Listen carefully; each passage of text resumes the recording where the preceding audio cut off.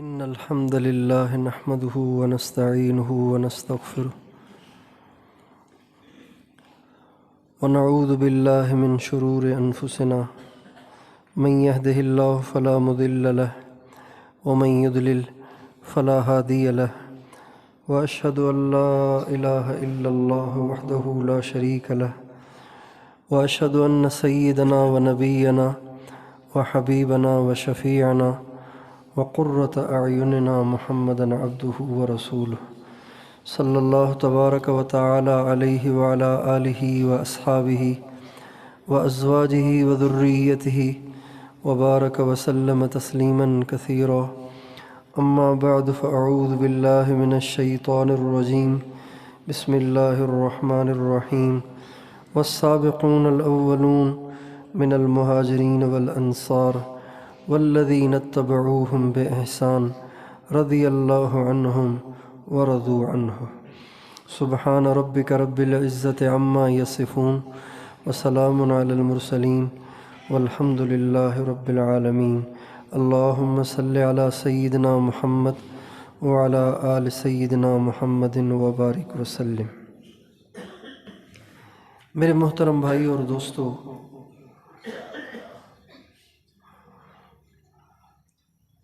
کسی چیز کا ملنا حقیقی کامیابی نہیں ہے، چاہے وہ مال ہو، چاہے وہ دولت ہو، چاہے وہ پراپرٹیاں ہوں، چاہے وہ حکومت کیوں نہ ہو، بادشاہت اور وزارت کیوں نہ ہو، کسی چیز کا ملنا حقیقی کامیابی نہیں ہے۔ آپ دیکھ رہے ہیں کہ ہمارے اس ملک میں ہی جن کو بادشاہیاں ملتی ہیں بعد میں ان کا کیا حشر ہوتا ہے، جن کو وزارتیں ملتی ہیں بعد میں ان کا کیا حشر ہوتا ہے، اور جو الیکشنوں میں جیتتے ہیں بعد میں ان کا کتنا برا حشر ہوتا ہے۔ تو اس لیے کسی چیز کا ملنا کامیابی نہیں ہے، چاہے وہ بادشاہت ہو، صدارت ہو، سونا چاندی ہو، مال اور دولت ہو۔ کامیابی کیا ہے؟ کامیابی یہ ہے کہ اللہ مل جائے۔ کامیابی کیا ہے کہ کون مل جائے؟ اللہ مل جائے، اللہ راضی ہو جائے۔ اللہ کا راضی ہونا یہ کامیابی ہے، اللہ کا ناراض ہونا یہ ناکامی ہے۔ جس سے اللہ راضی ہے، چاہے وہ ان پڑھ ہے، چاہے وہ گمنام ہے، چاہے وہ بے سر و سامان ہے، چاہے وہ بے اولاد ہے، چاہے وہ غیر شادی شدہ ہے، چاہے وہ کرائے کے مکان میں رہتا ہے، چاہے وہ پٹھان ہے، سندھی ہے، پنجابی ہے، بلوچ ہے، اور ہندی ہے یا سندھی ہے، کوئی بھی ہے، کہیں کا بھی ہے، اللہ راضی ہے نا، وہ کامیاب ہے۔ اور اللہ جس سے راضی نہیں ہے تو وہ بادشاہ بن کر بھی ناکام ہے، صدر بن کر بھی ناکام ہے، وزیر بن کر بھی ناکام ہے، پیسے والا ہو کر بھی ناکام ہے، پڑھا لکھا ہو کر بھی ناکام ہے، عالم ہو چاہے جاہل ہو، پڑھا لکھا ہو چاہے ان پڑھ ہو، شہری ہو چاہے دیہاتی ہو، اللہ ناراض ہے تو وہ کسی کام کا نہیں ہے، اس کی زندگی برباد ہے، اس کی زندگی بیکار ہے، وہ خسارے میں ہے، گھاٹے میں ہے، چاہے اس کے دائیں بائیں گاڑیاں ہوں، اس کے آگے پیچھے نوکر چاکر ہوں، لیکن وہ ناکام ہے۔ اللہ تعالیٰ حدیث قدسی میں فرماتے ہیں، یبن آدم، اے آدم کے بیٹے، اے آدم کے بیٹے، لا تطلب غیری، میرے بندے میرے غیر کے طالب نہ بنو، میرے بندے میرے غیر کا طالب نہ بن، وَأَنَا لَكَ، میں تیرا ہوں، ان وجدتنی وجدت کل شیء وَإِن فقدتنی فقدت کل شیء، اگر تو مجھے پالے گا تو تجھے سب کچھ ہی مل جائے گا، اور اگر تو مجھے کھو دے گا تو پھر تو ہر خیر کو کھو دے گا۔ اللہ اگر مل جائے تو کسی اور کی ضرورت ہے؟ اللہ اگر مل جائے تو کسی اور کی ضرورت ہے؟ اللہ جس کے ساتھ ہے اسے کسی کی حاجت نہیں ہے۔ اللہ تعالیٰ فرماتے ہیں،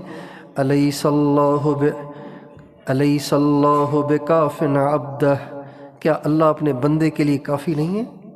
اللہ اکیلا کافی ہے۔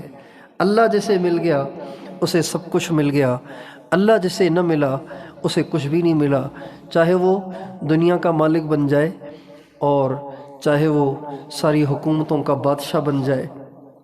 بادشاہوں کی بادشاہیاں ختم ہو جاتی ہیں اور وہ پھر مٹی میں مل کے مٹی ہو جاتے ہیں۔ طاقتور لوگوں کی طاقتیں ختم ہو جاتی ہیں اور مٹی میں مل کے مٹی ہو جاتے ہیں۔ وزیروں کی وزارتیں دھری کی دھری پڑی رہتی ہیں اور وہ خود جا کے خاک میں سو جاتے ہیں۔ اور ان خانوں اور نوابوں اور سرداروں اور چودھریوں اور وڈیروں کا وڈیرا پن، ان کا تکبر، ان کا غرور، ان کا یہی رہ جاتا ہے، خود جا کے مٹی کی ڈھیری بن جاتے ہیں، مٹی میں مل کے کیڑوں کی خوراک بن جاتے ہیں۔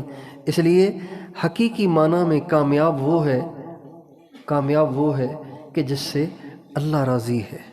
اللہ راضی ہے۔ اللہ اگر راضی ہے تو دنیا بھی اچھی ہو جاتی ہے، آخرت بھی اچھی ہو جاتی ہے، قبر میں بھی مزے ہوتے ہیں، آخرت میں بھی مزے ہوتے ہیں اور دنیا میں بھی مزے ہوتے ہیں۔ اللہ راضی نہیں ہے تو یہاں بھی مصیبت، آگے بھی مصیبت، پھر مصیبت ہی مصیبت۔ اچھا، اللہ کن سے راضی ہے؟ اللہ تعالیٰ اس آیت میں جو میں نے آپ کے سامنے پڑھی ہے، اس آیت میں پہلا جو آیت کا ٹکڑا ہے وہ تو ہمیں نا امید کر رہا ہے، وہ تو ہمیں گھبرا دیتا ہے، وہ تو ہمیں پریشان کر دیتا ہے، وہ تو ہمیں مایوس کر دیتا ہے، کنفیوژن میں ڈال دیتا ہے کہ اللہ تعالیٰ فرماتے ہیں میں تو ان سے راضی ہوں۔ کون؟ والسابقون الاولون من المہاجرین والانصار، جو سب سے پہلے ایمان لائے، آگے سے آگے بڑھ کر اسلام میں چلے، مہاجرین ہیں، انصار ہیں، ان سے اللہ راضی ہے۔ یہاں تک تو ہمارے بس میں ہی نہیں ہے، حضور کے زمانے میں ہم پیدا ہی نہیں ہوئے کہ ہم ان میں شامل ہوتے، اور ہمارے جیسے گرے پڑے تو پتہ نہیں حضور کے زمانے میں ہوتے تو پتہ نہیں منافقین کے کون سے ٹولے میں ہوتے، پتہ نہیں ابو جہل کے ساتھ ہوتے یا ابو لہب کے ساتھ ہوتے۔ ہم تو اتنے کمزور ایمان والے ہیں کہ ہمیں اس کی تمنا بھی نہیں کرنی چاہیے کہ ہم حضرت محمد صلی اللہ علیہ وسلم کے زمانے میں ہوتے۔ اللہ تعالیٰ نے اپنے نبی کے زمانے سے دور پیدا کر کے ہمارے ساتھ خیر کا ارادہ فرمایا، تو ہم پہلی جماعت جن سے اللہ راضی ہے ان میں تو شامل ہو نہیں سکتے، لیکن اللہ تعالیٰ کے کرم پہ قربان جائیں کہ اس نے اپنی رضا کو ان مہاجرین اور انصار کے ساتھ مخصوص نہیں کر دیا، بلکہ ہم گروہ پڑوں کے لیے بھی اللہ تعالیٰ نے دروازہ کھول دیا ہے۔ اللہ تعالیٰ نے ایک موقع دے دیا ہے، ایک میدان دے دیا ہے، جو دوڑ لگائے گا اسے پائے گا۔ وہ کون ہے؟ والذین اتبعوہم بإحسان، وہ بھی ان میں شامل ہیں، ان سے بھی اللہ راضی ہے جو ان کے قدم بقدم چلیں احسان کے ساتھ۔ اللہ مہاجرین سے راضی، اللہ انصار سے راضی، ہم نہ مہاجر نہ انصار۔ اللہ سابقین سے راضی، ہم سابقین نہیں۔ اللہ اولین سے راضی، ہم اولین نہیں۔ لیکن والذین اتبعوہم بإحسان کا جو دروازہ ہے وہ قیامت تک کے لیے کھلا ہوا ہے، جو ان میں شامل ہو جائے گا تو اللہ تعالیٰ فرماتے ہیں رضی اللہ عنہم ورضوا عنہ وأعد لهم جنات تجری تحتها الانہار خالدین فیہا ابدا وذلک الفوز العظیم۔ مہاجرین سے راضی ہوں، انصار سے راضی ہوں، ان سے بھی راضی ہوں جو قیامت تک ان کے قدم بقدم چلیں گے احسان کے ساتھ۔ ان سے بھی راضی ہوں جو ان کے قدم بقدم چلیں گے احسان کے ساتھ، ان سے بھی راضی ہوں۔ اور اللہ کا راضی ہونا یہ اتنا بڑا انعام ہے، کچھ نہ پوچھیں۔ ہمارے نبی کا ارشاد ہے جب جنت والے جنت میں چلے جائیں گے تو جاتے ہی ان کی مہمانیاں ہوں گی، دسترخوان بچھائے جائیں گے، کھانے کھلائے جائیں گے، جام بھر بھر کے پیش کیے جائیں گے، غلمان، حوریں، جنت کے فرشتے آگے پیچھے پھر رہے ہوں گے۔ والملائکۃ یدخلون علیہم من کل باب سلام علیکم بما صبرتم فنعم عقبی الدار۔ ہر طرف سے فرشتوں نے گھیرا ہوا ہوگا اور جام بھر بھر کے پلا رہے ہوں گے اور خوش آمدید کہہ رہے ہوں گے اور کہہ رہے ہوں گے شکر ہے تم جہنم سے بچ گئے، جہاں تم آئے ہو یہ سب سے اچھا گھر ہے، اب تمہیں یہاں سے کبھی نکالا نہیں جائے گا۔ یہ فرشتے ان کو خوشخبریاں سنائیں گے۔ جنت میں جائیں گے چہرے روشن ہو جائیں گے، جنت میں جائیں گے موت ختم، جنت میں جائیں گے بیماریاں ختم، جنت میں جائیں گے بڑھاپا ختم، جنت میں جائیں گے پریشانیاں اور مصیبتیں اور آزمائشیں ختم، جنت میں جائیں گے آپس کی لڑائیاں ختم، محبت، الفت اور سکون ہی سکون کا ماحول ہوگا۔ کپڑے ایسے ہوں گے کہ ایسے کوئی دنیا میں سوچ بھی نہیں سکتا، کھانے ایسے ہوں گے جیسا کوئی سوچ ہی نہیں سکتا۔ حدیث میں آتا ہے اس کے بعد اللہ تعالیٰ ایک مرتبہ سارے جنت والوں کو جمع فرمائیں گے، جنت والوں کو جمع فرمائیں گے۔ جب جنت والے جمع ہو جائیں گے تو اللہ تعالیٰ اپنے پردے ہٹا کے ان کو اپنا دیدار کرائے گا، اللہ تعالیٰ اپنا دیدار کرائیں گے۔ اللہ تعالیٰ دیدار کرا کے ہر بندے سے الگ الگ اس کا احوال لیں گے کہ کیا حال ہے، ٹھیک ہو؟ ہمارے مہمانے میں آپ کو کوئی تکلیف، ہمارے مہمان خانے میں آپ کو کوئی تکلیف تو نہیں ہے؟ آپ خوش تو ہیں؟ اور کوئی چیز چاہیے تو بتاؤ۔ جب سارے جنت والوں سے اللہ تعالیٰ احوال لے چکیں گے، ان کی تعریف کر چکیں گے، ان کا دل بہلا چکیں گے، تو اللہ تعالیٰ فرمائیں گے میں نے تمہیں دیا تو بہت کچھ ہے لیکن میرا دل چاہتا ہے تمہیں اور بھی کچھ دوں۔ تو جنت والے کہیں گے اللہ میاں آپ سے اور ہم کیا مانگیں؟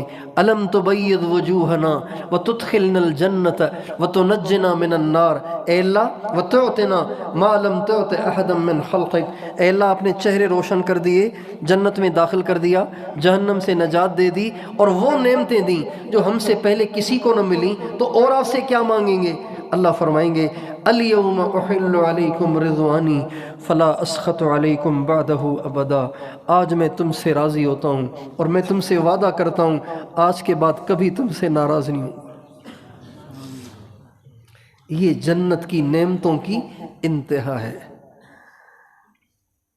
لیکن اللہ تعالیٰ دو قسم کے لوگوں کے بارے میں فرماتے ہیں میں ان سے یہی راضی ہوں، ان کو میں رضا کا پروانہ یہی دے رہا ہوں۔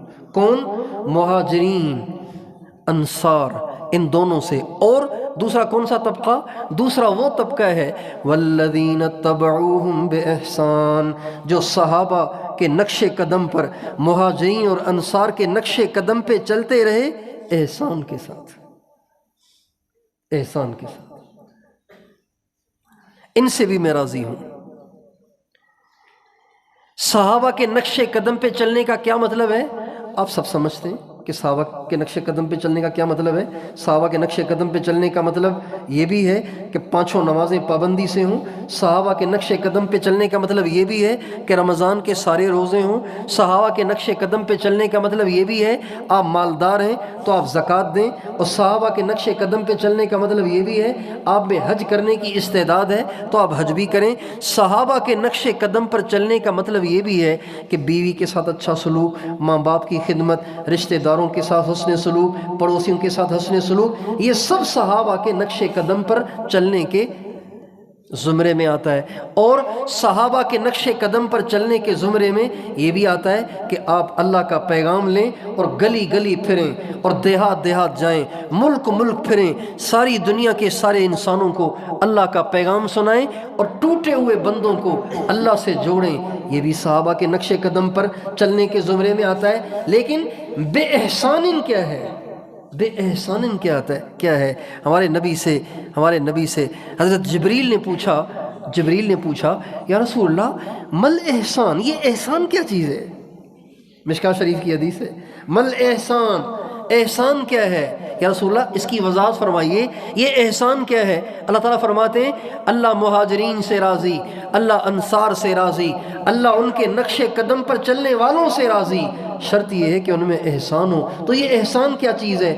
آپ نے فرمایا ان تعبد اللہ کأنک تراہ فإن لم تکن تراہ فإنہ یراک۔ صحابہ کے نقش قدم پہ چلو لیکن احسان کے ساتھ، یعنی اللہ کے دھیان کے ساتھ، اللہ کی محبت کے ساتھ، اللہ کے عشق کے ساتھ، اللہ کے شوق کے ساتھ، اللہ کی محبت کے ساتھ، ایمان کی حلاوت کے ساتھ، یہ ہے احسان۔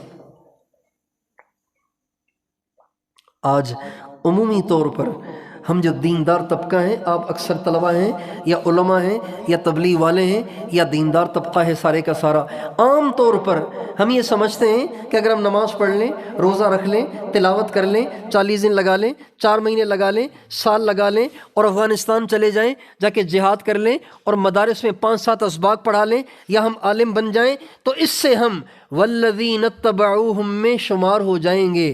لیکن نہیں، اللہ پاک نے ان میں شامل ہونے کے لیے بے احسان ان کی شرط بھی لگائی ہے.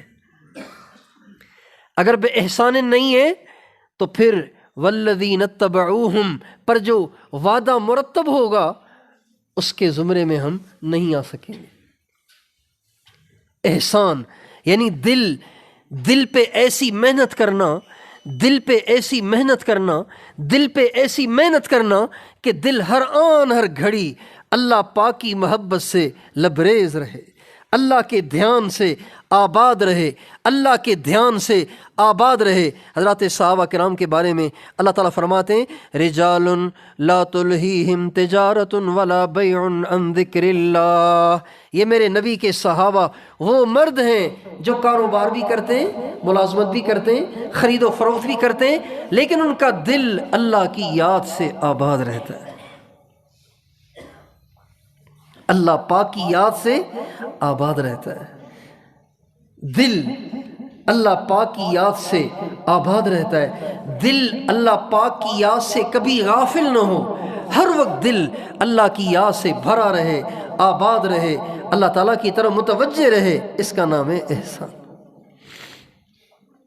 اگر صفت احسان حاصل ہو جائے اس کے بعد اتباع صحابہ، اتباع مہاجرین، اتباع انصار حاصل ہو جائے تو پھر دنیا ہی میں جنت کا پروانہ اللہ تعالیٰ عطا فرما دیتے ہیں.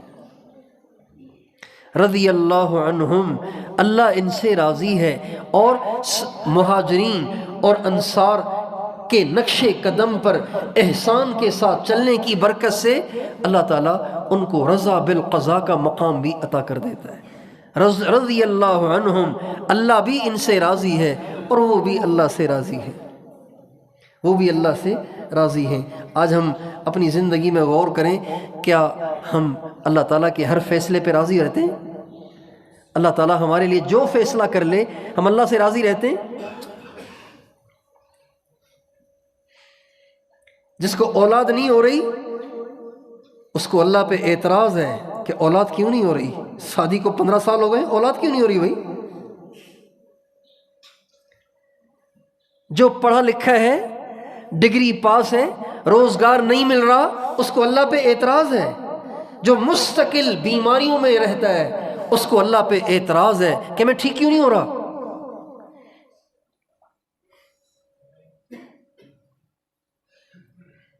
جس کے مسائل حل نہیں ہو کر دے رہے، وظیفے پڑھ پڑھ کے دماغ خشک ہو رہا ہے لیکن مسائل حل نہیں ہو رہے، اسے اللہ پہ اعتراض ہے میرے مسائل کیوں نہیں حل ہو رہے.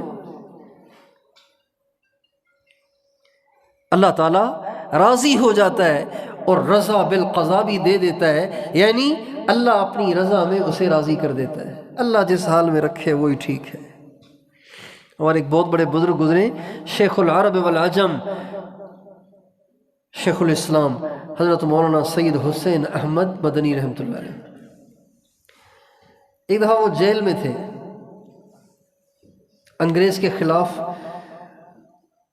وہ بولتے تھے اور انگریز کے خلاف ان کی تحریک تھی، تو جب کبھی موقع ملتا انگریز ان کو جیل میں ڈال دیتا. تو ایک دفعہ جیل میں تھے تو بڑے نورانی چہرے والی شخصیت اور دیکھنے میں اللہ والا دور سے پہچانا جاتا ہے. جب یہ جیل میں گئے تو جو جیل میں پہلے سے قیدی موجود تھے انہوں نے ان کو گھیر لیا اور کبھی کوئی دعا کرواتا، کبھی کوئی دعا کرواتا، کبھی کوئی پاؤں دبا رہا ہے، کبھی کوئی سر دبا رہا ہے اور منت سماجت کر رہا ہے، حضرت مجھے یہ مسئلہ یہ مسئلہ یہ مسئلہ. اللہ کی شان، جو ہی حضرت جیل میں گئے جو بھی قیدی حضرت سے دعا کرائے اور وہ آزاد ہو جائے، جو حضرت سے دعا کروائے اس کی رہائی ہو جائے، جو حضرت سے دعا کرائے اس کی رہائی ہو جائے.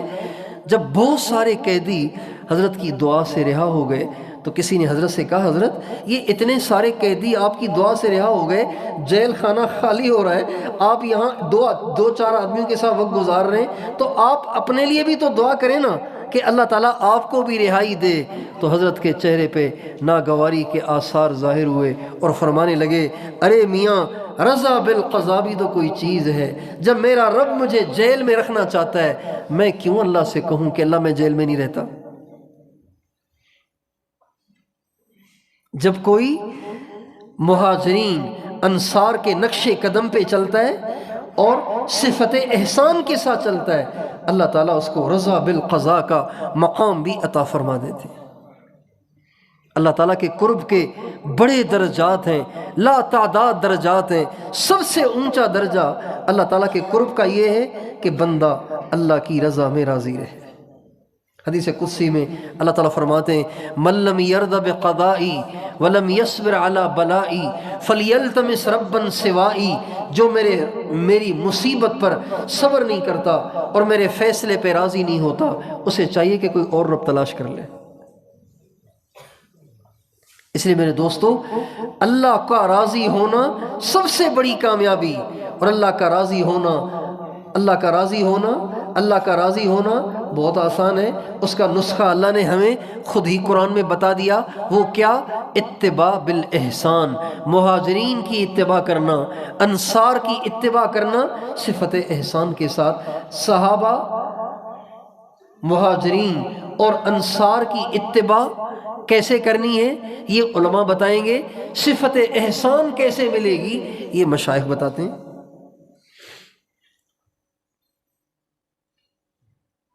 صحابہ کی نقل کیسے کرنی ہے یہ علماء بتائیں گے۔ صفت احسان کیسے آئے گی یہ مشائخ بتائیں گے۔ ہم علماء کے بھی محتاج ہیں، ہم مشائخ کے بھی محتاج ہیں۔ ہمیں علماء سے بھی استفادہ کرنا ہے اور مشائخ سے بھی استفادہ کرنا ہے۔ جب تک اہل اللہ سے استفادے کے ذریعے انسان اپنے دل پر محنت نہیں کرتا، تب تک اس کے دل کی غفلت ختم نہیں ہوتی۔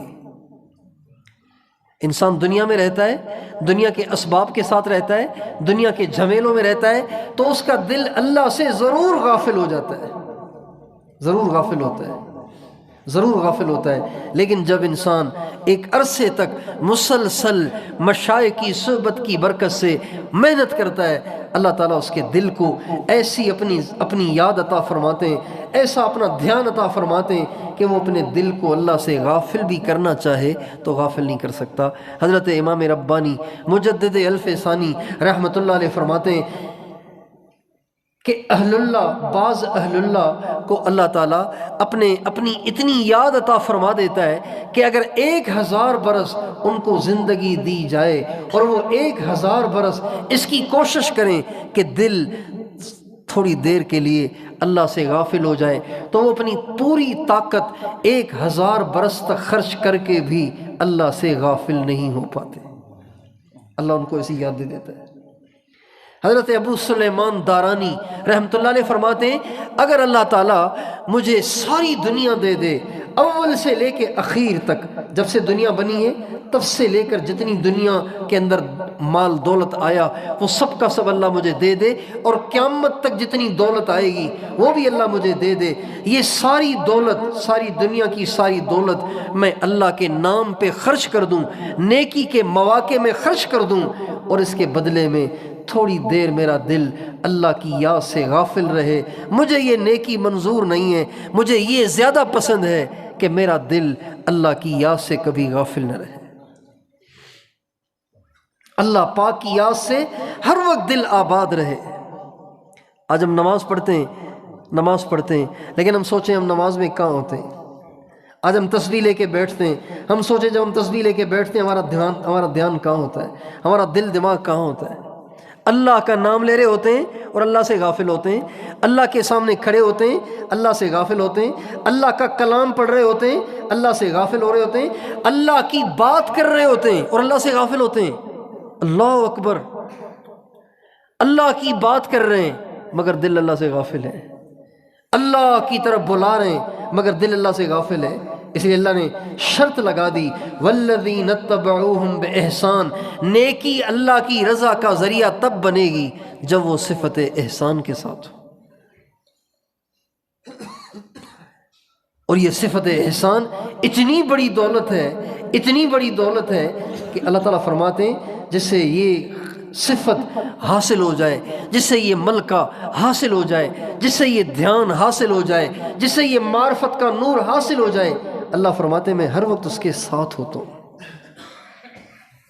چنانچہ اللہ تعالیٰ قرآن پاک میں فرماتے ہیں وَاصْبِرْ وَمَا صَبْرُكَ إِلَّا بِاللَّهِ وَلَا تَكُ فِي ضَيْقٍ مِّمَّا يَمْكُرُونَ إِنَّ اللَّهَ مَعَ الَّذِينَ اتَّقَوْا وَالَّذِينَ هُمْ مُحْسِنُونَ، اللہ متقیوں کے ساتھ ہے جو اپنی زندگی کو گناہوں سے پاک رکھتے ہیں، اللہ کی مدد ان کے ساتھ ہوتی ہے، اللہ کی نصرت ان کے ساتھ ہوتی ہے، ان کے بھی ساتھ ہوتی ہے جن کے دل ہر وقت اس کی یاد سے آباد رہتے ہیں۔ اس لیے بھائیو، جیسے ہمیں دنیاوی دولت کے ملنے کا ایک جنون اور شوق ہوتا ہے نا، ایسے ہی ہمیں اس کا بھی شوق ہو کہ مجھے اللہ کی محبت حاصل ہو جائے، اللہ کا دھیان حاصل ہو جائے، میرا دل اللہ کی یاد میں ایسا غرق ہو جائے کہ کبھی میرا دل اللہ کی یاد سے غافل نہ ہو۔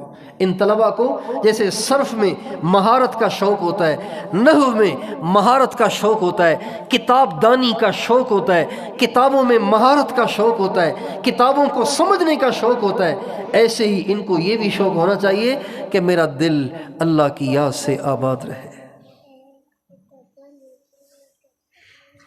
اللہ تعالیٰ فرماتے ہیں الذین یذکرون اللہ قیاما وقعودا وعلی جنوبہم، وہ لوگ ہیں کھڑے ہوں تب بھی اللہ یاد، بیٹھے ہیں تب بھی اللہ یاد، لیٹے ہوئے ہیں تب بھی اللہ ان کو یاد ہے۔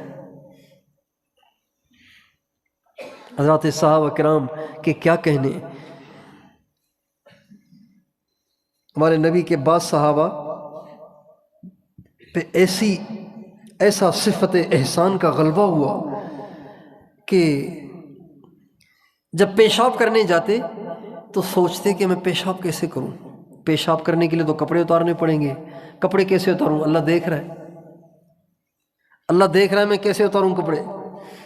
ان کے لیے پیشاب کرنا مشکل ہو گیا، قضاء حاجت ان کے لیے مشکل ہو گیا، اتنا مشکل ہوا، اتنا ان کو دقت پیش آنے لگی، اتنی ان کو دشواری پیش آنے لگی کہ اللہ تعالیٰ نے قرآن پاک کی آیتیں اتار دیں، الا انہم یثنون صدورہم لیستخفوا منہ، اے میرے نبی ان کو بتاؤ کہ تم اپنے سینے موڑ موڑ کے بیٹھتے ہو نا تاکہ تم مجھ سے اپنی شرمگاہوں کو چھپا سکو، ان کو بتاؤ اللہ تمہیں اس وقت بھی دیکھتا ہے جب تم نے کپڑے پہنے ہوتے ہیں، لہٰذا پیشاب کرتے ہوئے، پاخانہ کرتے ہوئے شرمایا نہ کرو۔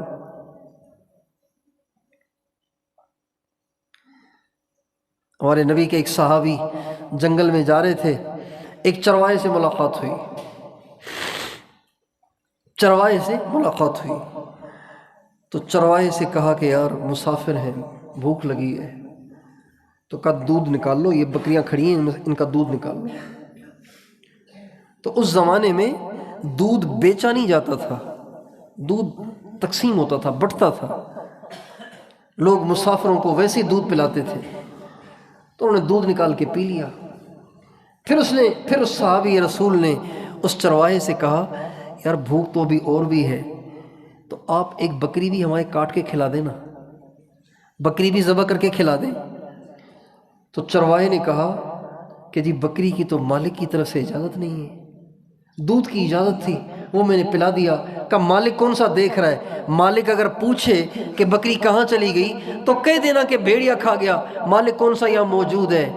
تو اس بکریوں کے چرواہے پہ وجد آ گیا اور کہنے لگا فَأَيْنَ اللَّهُ فَأَيْنَ اللَّهُ فَأَيْنَ اللَّهُ، اگر میں اپنے مالک سے کہوں کہ بھیڑیا کھا گیا تو اس وقت اللہ کہاں چلا جائے گا۔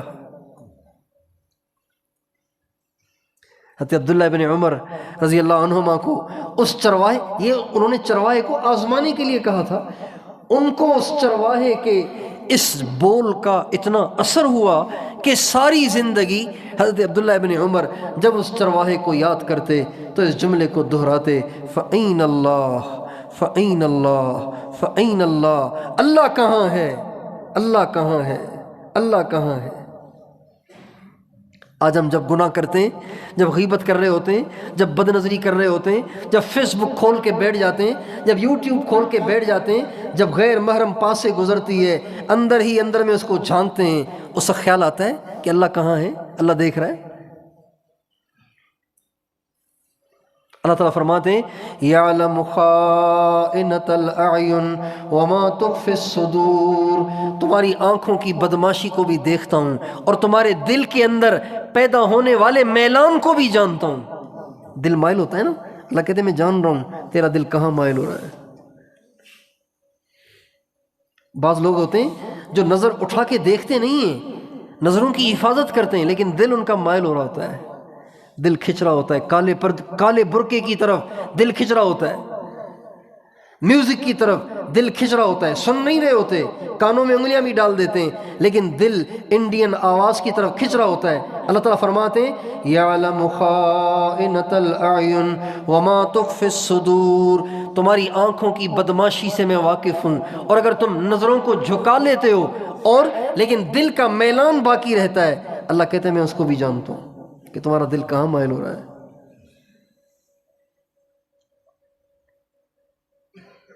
اس لیے صفت احسان کو حاصل کیے بغیر انسان گناہوں سے بچ ہی نہیں سکتا۔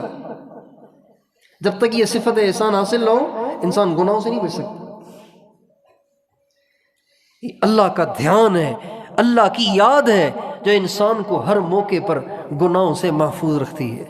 تو آپ سارے بھائی یہ نیت کریں، صحابہ کے نقش قدم پر چلیں گے، صحابہ والا کام کریں گے، صحابہ والی محنت کریں گے، صحابہ کے مقصد کو اپنا مقصد بنائیں گے، لیکن صفت احسان کے ساتھ، بے احسان۔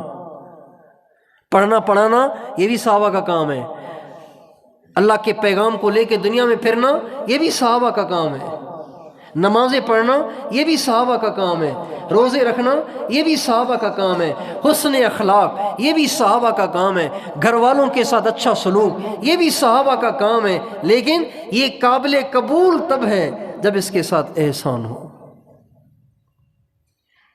عربی جن کتابوں کے ذریعے سے طلباء کو سکھائی جاتی ہے، ان میں ایک کتاب ہے شرح مئت عامل، طلباء اسے جانتے ہیں۔ اس میں سب سے پہلے، اس کتاب میں سب سے پہلے لفظ با کا ترجمہ بتایا گیا ہے۔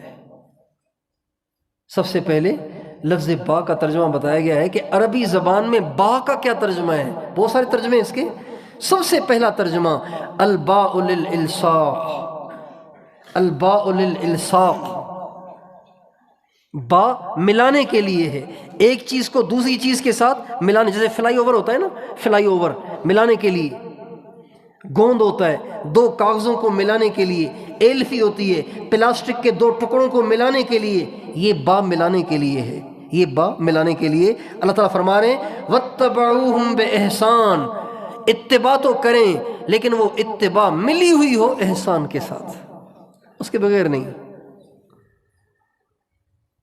احسان کے ساتھ با مل جائے تو پھر یاد رکھو اللہ ان سے راضی ہے۔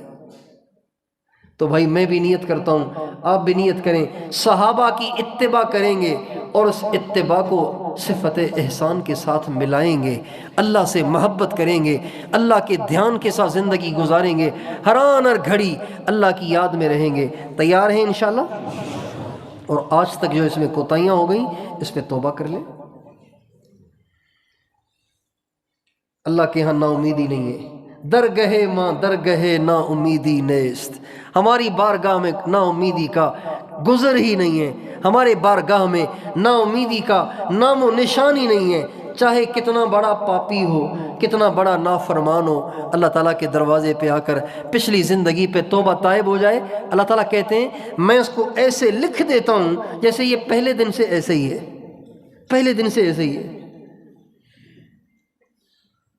ہمارے بعض دوست ہمیں بار بار کہتے رہتے ہیں زندگی ضائع کر دی، بہت دیر سے آنکھ کھلی، کیا کریں، اب تو زندگی ہاتھ سے نکل گئی، وہ زندگی دوبارہ واپس نہیں آ سکتی۔ لیکن اللہ تعالیٰ فرماتے ہیں جو توبہ کر لیتا ہے، جو توبہ کر لیتا ہے، میں اس کو ایسے لکھ دیتا ہوں جیسے یہ پہلے دن سے ایسے ہی کر رہا ہے۔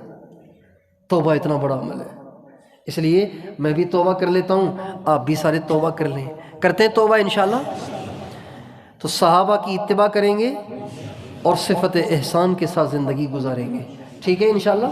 صحابہ کی اتباع میں کمال تبھی پیدا ہوگا جب آپ اپنی زندگی میں دین کو لانے کے ساتھ ساتھ اوروں پر بھی محنت کریں۔ اگر آپ خود تو بڑے تہجد گزار ہیں لیکن دنیا کہاں جا رہی ہے آپ کو اس کی ٹینشن نہیں ہے، تو آپ کی اتباع کامل نہیں ہے، آپ کی اتباع ناقص ہے۔ حضرات صحابہ کرام صرف اپنی جان کی فکر نہیں رکھتے تھے بلکہ سارے عالم کی فکر رکھتے تھے۔ قرآن پاک کی ایک آیت ہے، قرآن پاک کی ایک آیت ہے، اولم ییأس الذین آمنوا ان لو یشاء اللہ لہدی الناس جمیعا، ہے نا قرآن کی آیت؟ یہ قرآن کی آیت پتہ ہے کس موقع پہ اتری ہے؟ کچھ صحابہ کرام یہ سوچتے تھے آخر اللہ ان سب کو ہدایت کیوں نہیں دے دیتا؟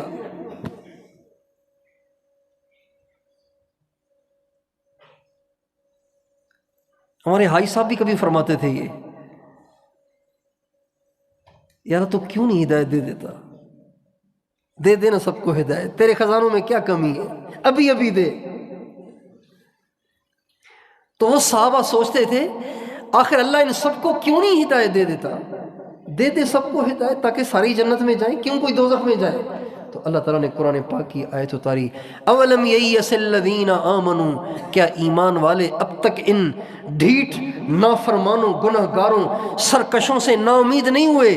اگر اللہ چاہتا تو ان کو ہدایت دے دیتا، لیکن اللہ ان کو ہدایت دینا ہی نہیں چاہتا۔ ان صحابہ کی تسلی کے لیے، تو اس لیے اپنی زندگی میں بھی دین لانا ہے، ساری دنیا کے سارے انسانوں کو دین پر لانے کے لیے محنت کرنی ہے اور کوشش کرنی ہے۔ اس کے بغیر صحابہ کی اتباع کامل نہیں ہوگی۔ حضرت عمر رضی اللہ عنہ جا رہے تھے فلسطین، حضرت خالد بن ولید، ابو عبیدہ بن جراح رضی اللہ عنہ نے سارا علاقہ فتح کر لیا تھا، مسجد اقصیٰ رہتی تھی، مسجد اقصیٰ کو فتح کرنے کے لیے نصارہ کے جو پادری تھے انہوں نے اپنی کتابیں پیش کر دیں، کہا ہمارے پاس نشانیاں لکھی ہوئی ہیں، اس نشانی والا جو بھی آئے گا ہم اس کو چابیاں دے دیں گے، لڑائی وڑائی نہیں کریں گے ہم، اور اگر اس نشانی والا کوئی نہیں آئے گا ہم لڑیں گے، ہماری کتابوں میں لکھا ہوا ہے۔ چنانچہ حضرت خالد بن ولید نے، ابو عبیدہ بن جراح رضی اللہ عنہ نے حضرت عمر کو خط لکھا، حضرت عمر مدینے سے چلے فلسطین بیت المقدس کی طرف، تو چلتے چلتے ایک گرجے کے پاس سے گزرے، گرجے کے پاس سے، اس گرجے میں ایک پادری تھا، ایک راہب تھا، عبادت کرتا تھا، ہر وقت عبادت کرتا تھا، ان کے ہاں کھانا نہیں، پینا نہیں، سونا نہیں، بس عبادت ہی عبادت، یہ ان کے ہاں دین تھا۔ ہمارے ہاں یہ دین نہیں ہے، اس کو رہبانیت کہتے ہیں، اسلام میں رہبانیت کا کوئی تصور نہیں ہے۔ تو اس کو جب پتہ چلا کہ مسلمانوں کا خلیفہ یہاں سے گزرنے لگا ہے تو وہ بھی ذرا لڑکھڑاتا گرجے سے باہر نکلا، دروازے پہ کھڑے ہو کے انتظار کرنے لگا، مسلمانوں کا خلیفہ گزرے گا تو میں بھی دیکھ لوں گا کہ مسلمانوں کا خلیفہ کیسا ہے، کیسی اس کی شان و شوکت ہے۔ جب وہ آ کے باہر کھڑا ہو گیا اور حضرت عمر کا وہاں سے گزر ہونے لگا، حضرت عمر کی اس پہ نظر پڑی تو حضرت عمر رونے لگ گئے، حضرت عمر رونے لگ گئے۔ تو جو ساتھ تھے انہوں نے کہا امیر المومنین آپ رو کیوں رہے ہیں؟ فرمایا اس کا حال دیکھ کے رو رہا ہوں کہ دیکھ کتنا سوکھ کے کانٹا ہو گیا ہے۔ تو اس نے کہا جی یہ مسلمان نہیں ہے، یہ تو نصرانی ہے۔ آپ نے فرمایا اسی وجہ سے رو رہا ہوں، جب اس کو میں نے دیکھا تو مجھے قرآن پاک کی آیت یاد آ گئی، عاملۃ ناصبہ تصلیٰ نارا حامیہ۔ بہت سے لوگ ایسے ہوں گے جو اتنے اعمال کریں گے کہ اپنے آپ کو تھکا دیں گے لیکن جائیں گے جہنم کی بھڑکتی ہوئی آگ میں۔ اس کو دیکھ کے مجھے رونا آ گیا کہ یہ بیچارہ اتنی محنت کر رہا ہے، بھوک فاقہ ساری رات، عبادت کرتا ہے لیکن جائے گا جہنم کی آگ میں۔ تو حضرات صحابہ کرام کا جذبہ تھا کہ ساری دنیا دوزخ سے بچ جائے، جنت میں جانے والی بن جائے۔ تو اس لیے ہم اور آپ اپنی ذات پہ بھی محنت کریں گے، ساری دنیا کے سارے انسانوں پہ بھی محنت کریں گے، لیکن صفت احسان کے ساتھ۔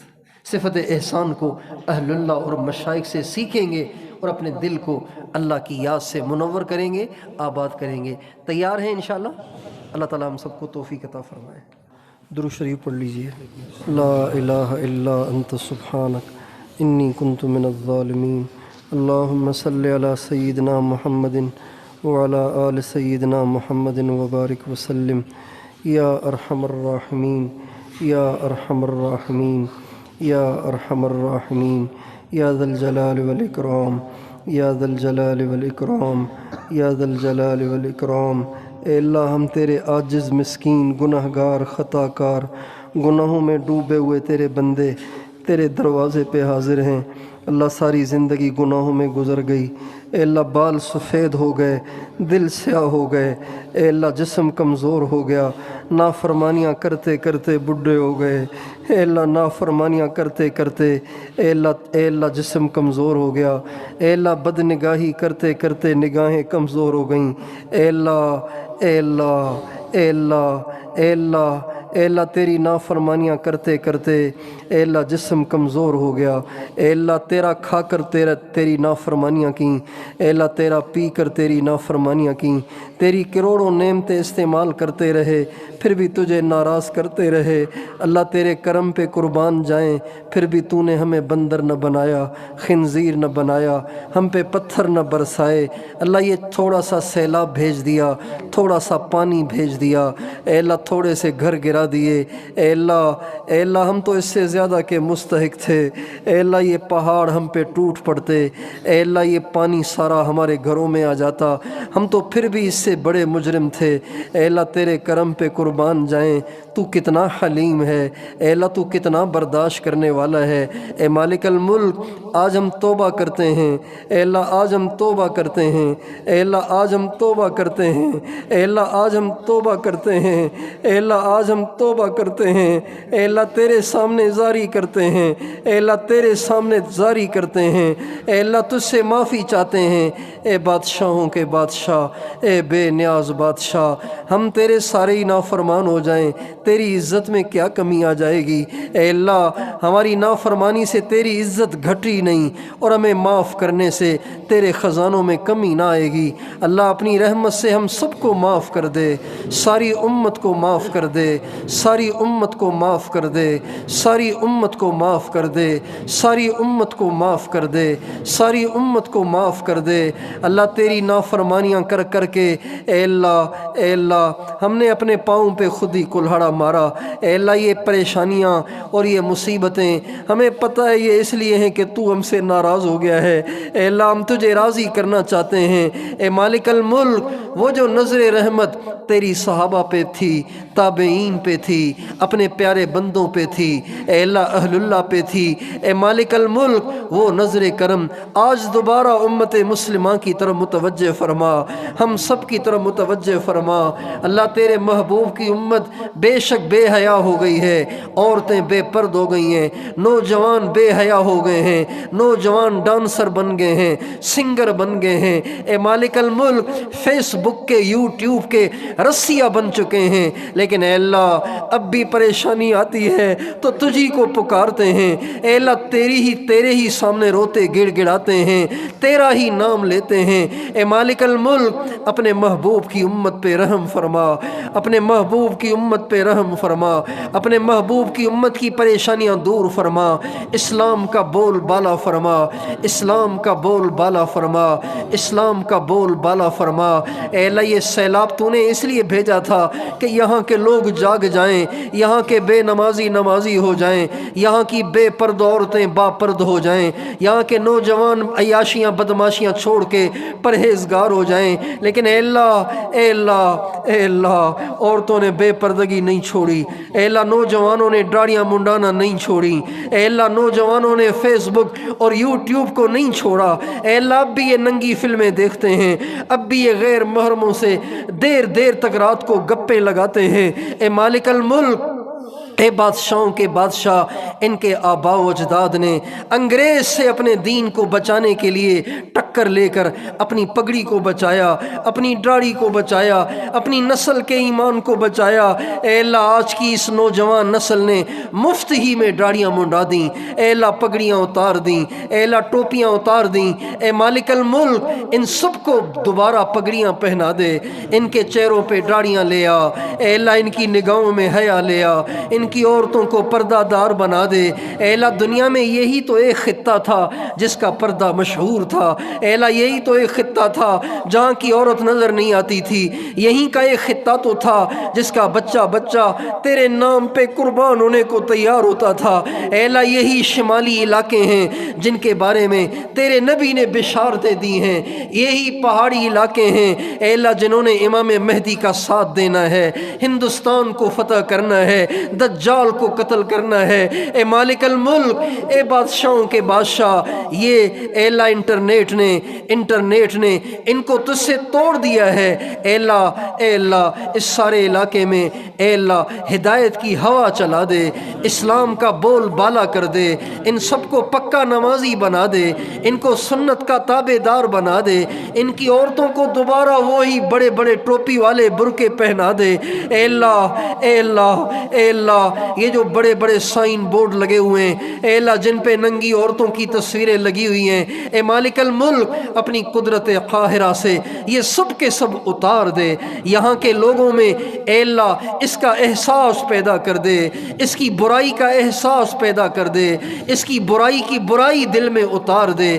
اے اللہ تیرے پیغام کو لے کر ساری دنیا میں پھرنے کے لیے ہم سب کو قبول فرما، ہمارے بچے بچے کو قبول فرما، ہمارے مردوں عورتوں کو قبول فرما۔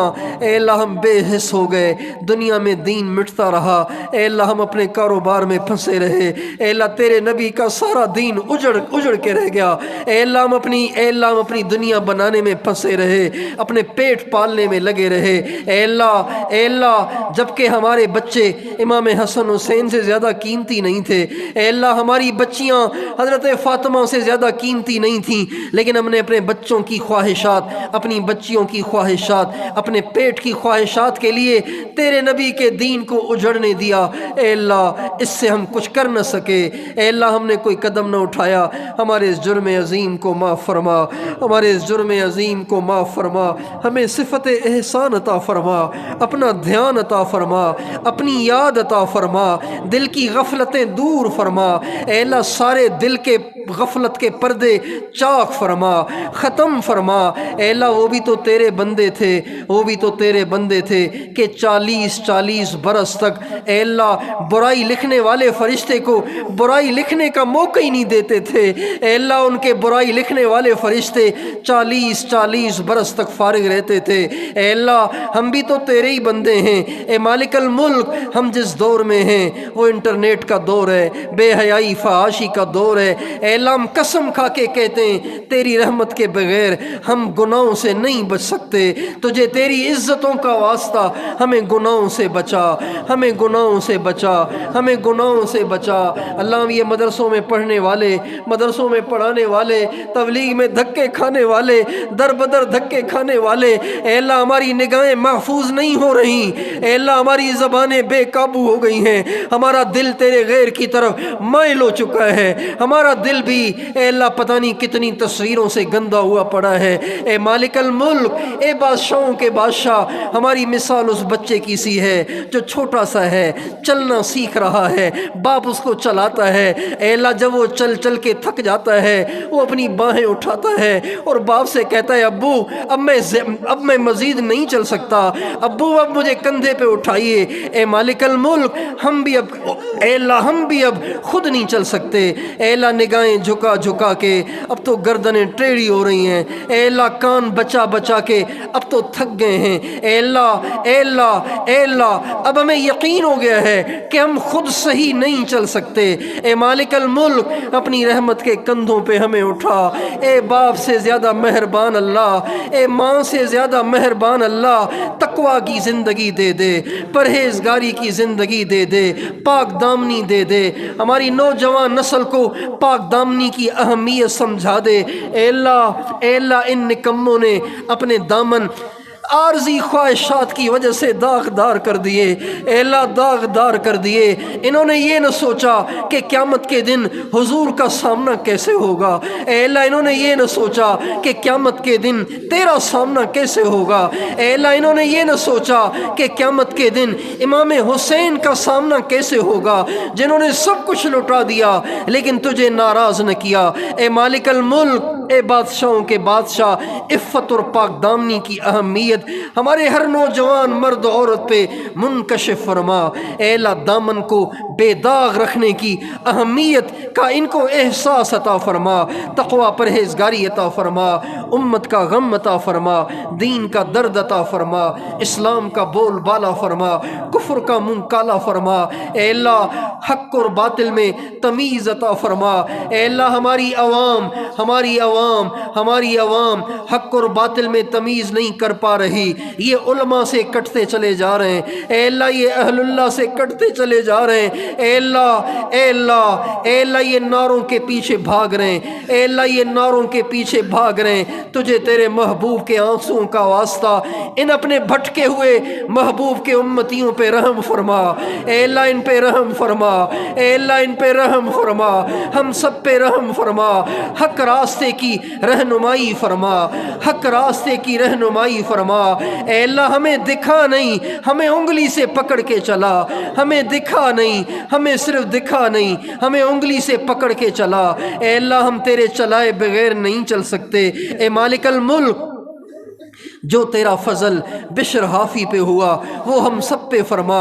اے اللہ بشر حافی تو شراب خانے میں تھے، شراب کے نشے میں چور تھے، تیری رحمت متوجہ ہوئی، اپنے زمانے کے ولیوں کے سردار بن گئے۔ امام احمد بن حنبل جیسے آدمی بھی ان سے دعائیں کراتے تھے۔ اے اللہ جبکہ وہ شراب خانے میں تھے، شراب کے نشے میں چور تھے، اے اللہ یہ تیرے اتنے سارے بندے، نوجوان، بوڑھے، علماء، فضلاء، طلباء، مبلغین، معصوم بچے، اللہ یہ شراب خانے میں تو نہیں بیٹھے ہوئے، یہ تو تیرے گھر میں بیٹھے ہوئے ہیں، اے اللہ تیرے گھر میں بیٹھے ہوئے ہیں۔ اے اللہ زار و قطار آنسو بہا کر تجھ سے مانگ رہے ہیں۔ اے مالک الملک، جو نظر رحم، جو نظر رحمت بشر حافی پہ ہوئی وہ اس مجمع پہ بھی فرما۔ اے اللہ اس مجمع پہ بھی فرما۔ اے اللہ مجھ پہ ان سب پہ فرما۔ اے اللہ مجھ پہ ان سب پہ فرما۔ اے فضیل بن ایاس کو ڈاکوؤں کی سرداری سے نکال کے اولیاء کا سردار بنانے والے خدا، ہم بھی اسی کرم کے منتظر ہیں، ہم بھی اسی رحمت کے منتظر ہیں۔ اے خطاب کے بیٹے کو فاروق اعظم بنانے والے خدا، اے ولید کے بیٹے کو سیف اللہ بنانے والے خدا، ہم انٹرنیٹ کے غلاموں کو اپنا غلام بنا دے، ہم موبائل کے غلاموں کو اپنا غلام بنا دے، ہم انٹرنیٹ کے عاشقوں کو اپنا عاشق بنا دے، ہم فیس بک کے عاشقوں کو اپنا عاشق بنا دے۔ اے اللہ ننگی فلمیں اور ننگی تصویروں کے عاشقوں کو اپنا عاشق بنا دے، اپنی محبت کا مزہ چکھا دے، اپنی محبت کا مزہ چکھا دے۔ اے اللہ ان تبلیغ والوں کی محنت سے اے اللہ ہم نے نمازیں شروع کر دیں، نمازیں پڑھتے پڑھتے گھٹنوں پہ نشان پڑ گئے، ماتھے پہ محراب بن گئے، لیکن اے اللہ سجدے کی لذت سے ابھی محروم ہیں، سجدے کے سرور سے ابھی محروم ہیں۔ اے اللہ ساری زندگی سجدے کرتے کرتے گزر گئی، ابھی بھی سجدے کی کے سرور سے محروم ہیں، ہمیں سجدے کا سرور عطا فرما۔ اے اللہ اپنے نام کی مٹھاس عطا فرما۔ اے اللہ جو مٹھاس تو نے ہمارے حضرت حاجی عبدالوہاب صاحب کو عطا فرمائی تھی، اے اللہ وہ مٹھاس ہمیں بھی عطا فرما، وہ مٹھاس ہمیں بھی عطا فرما۔ اللہ وہ تیرا نام لیتے تھے سر سے لے کے پاؤں تک سرشار ہو جاتے تھے، اللہ ہمیں بھی اے اللہ اپنے نام کی وہ تراوٹ عطا فرما، وہ تراوٹ عطا فرما، قرآن پاک کی تلاوت کی حلاوت عطا فرما۔ اے اللہ آدھی رات کو اٹھ کے مصلی پہ بیٹھ کے رو رو کے تجھے منانے کی لذت سے ہمیں آشنا فرما، راتوں کا اٹھنا نصیب فرما۔ ہماری ساری راتیں غفلت میں گزر رہی ہیں، مردار پڑے رہتے ہیں، اے اللہ زندگی یوں ہی ضائع ہو رہی ہے۔ اپنے حبیب کے طفیل اب ہمیں راتوں کا اٹھنا عطا فرما، لمبا قیام عطا فرما، لمبا سجدہ عطا فرما، رو رو کے تجھے راضی کرنا نصیب فرما۔ اے اللہ جھوم جھوم کے تیرا قرآن پڑھنا عطا فرما، اے اللہ تیرا نام لے لے کے تجھ میں ڈوب جانا عطا فرما، تجھ میں محو ہو جانا عطا فرما، تجھ میں فنا ہو جانا عطا فرما۔ اے اللہ روئیں روئیں سے اپنے ذکر کو جاری فرما، بال بال سے اپنے ذکر کو جاری فرما، ہمارے سارے وجود کو گناہوں سے پاک فرما۔ اے اللہ بیماروں کو عافیت اور صحت عطا فرما۔ اے اللہ ایک ساتھی کی والدہ بیمار ہے، ان کو صحت دے، یہاں کے ایک استاد بھی بیمار ہے، ان کو صحت دے، جتنے بیمار ہیں ان کو صحت کاملہ عاجلہ مستمرہ عطا فرما، مقروضوں کے قرضے اتار دے، بے گھروں کو گھر دے دے، جن کے بچے بچیوں کے رشتے نہیں ہو رہے ان کے خیر والے رشتے کرا دے، ان کے خیر والے رشتے کرا دے۔ اللہ بہت باپ اے اللہ لاکھوں باپ بہت پریشان ہیں اپنی بچیوں کے بارے میں، ان کے رشتے نہیں آ رہے، ان کی نیندیں اڑی ہوئی ہیں۔ اے اللہ جب بیٹی کی عمر بڑی ہو جائے، اس کے سر میں سفیدی ظاہر ہونے لگ جائے تو باپ جیتے جی مر جاتا ہے۔ اے مالک الملک ماں باپ کے لیے اپنی بچیوں کے فرض ادا کرنا آسان فرما، ہمارے نکاحوں سے خرافات کو ختم فرما، رسم و رواج کو ختم فرما، نکاحوں کو آسان فرما، بدکاری کو مشکل اور مہنگا فرما۔ اے اللہ بے روزگاروں کو حلال روزگار دے دے، بے گھروں کو گھر دے دے، بے اولادوں کو نیک صالح اولاد دے دے، جن کی اولادیں بگڑ گئیں ان کو نیک صالح بنا دے، ہمارے بچوں کو قرآن پاک کا حافظ بنا، عالم ربانی بنا، دین کا دائی بنا، ولی کامل بنا، متقیوں کا امام بنا، کروڑوں کی ہدایت کا ذریعہ بنا، امام مہدی کا ساتھی بنا۔ اے اللہ ہماری دعاؤں کو اپنی رحمت سے قبول فرما۔ اے اللہ بے قصور قیدیوں کو عافیت سے آزاد فرما، بے قصور قیدیوں کو عافیت سے آزاد فرما، بے قصور قیدیوں کو عافیت سے آزاد فرما، دعوت کے کام کی حفاظت فرما، انتشار کو رفع دفع فرما۔ اے اللہ آپس میں جوڑ کی صورتیں پیدا فرما، تمام کام کرنے والوں کو صفات نبوت عطا فرما، اجتماعات اور جوڑوں کو قبول فرما، نکلنے والی جماعتوں کے نکلنے کو سارے عالم کی ہدایت کا ذریعہ بنا۔ اے اللہ مدارس میں پڑھنے پڑھانے والوں کو اور منتظمین کو اے اللہ تقوی کا امام بنا، تقوی کا پیکر بنا۔ ہمارے مدرسے تقوی سے خالی ہو رہے ہیں، اپنے کرم سے اے اللہ حضرت نانوتوی، حضرت گنگوہی جیسے استاد پیدا فرما، شیخ الہند اور مدنی اور حضرت مدنی حضرت تھانوی جیسے طلبہ تیار فرما، ہمارے مدرسوں کو تقوی کا گہوارہ بنا۔ اے اللہ جگہ جگہ خانقاہیں قائم فرما، اے اللہ جگہ جگہ خانقاہیں قائم فرما۔ اللہ انٹرنیٹ نے ہماری ساری نوجوان نسل کو روحانی مریض بنا دیا ہے۔ اے اللہ یہ خانقاہیں روحانی علاج گاہیں ہیں، اے اللہ یہ اجڑ چکی ہیں، ہمارے اکابر کی خانقاہیں اجڑ گئیں، اے اللہ ہمارے اکابر کی خانقاہیں اجڑ گئیں۔ ہر شہر میں خانقاہوں کو قائم فرما، ہر علاقے میں خانقاہوں کو قائم فرما۔ اے اللہ جیسے تو نے اپنی رحمت سے ساری دنیا میں دعوت کا جال بچھایا، مدارس مکاتب کا جال بچھایا، اللہ اپنی رحمت سے خانقاہوں کا بھی جال بچھا دے۔ اے اللہ اہل حق علماء کی حفاظت فرما، اقامت دین کی کوششوں کو کامیاب بنا، ہمیں اہل حق علماء کے پیچھے چلنے کی توفیق عطا فرما۔ اے اللہ ان کا ساتھ دینے کی توفیق عطا فرما، ان سے استفادے کی توفیق عطا فرما۔ اے اللہ حق باطل کی تمیز عطا فرما، ہمارے اس پیارے ملک کی حفاظت فرما، اس کی سرحدات کی حفاظت فرما، سرحدوں پہ کھڑی ہوئی افواج کی حفاظت فرما۔ اے اللہ اس کے بحران ختم فرما، اس کے قرضے اتار دے، اس کی معیشت کو سود سے پاک کر دے۔ اے اللہ یہاں ختم نبوت کے دشمنی، اے اللہ ختم نبوت کی مخالفت کو ختم کر دے، ختم نبوت کا سکہ ساری دنیا میں رائج کر دے، ہمارے ملک کو اس کا مرکز بنا اور اس کا گڑھ بنا، ہمارے ملک کی ساری پریشانیاں ختم فرما، چپے چپے پہ دین کو زندہ فرما، ہماری دعاؤں کو اپنے محبوب علیہ السلام کی دعاؤں کے طفیل قبول فرما۔ اللہ جو خیریں مانگی وہ بھی عطا فرما، جو ہمارے آقا نے مانگی ان میں سے وافر عطا فرما، جن شرور سے ہمارے آقا نے پناہ مانگی ہمیں بھی پناہ عطا فرما، ہماری دعاؤں کو اپنے محبوب علیہ السلام کی دعاؤں کے طفیل قبول فرما۔ آمین۔ وصلی اللہ علی النبی الکریم وعلی آلہ وصحبہ اجمعین۔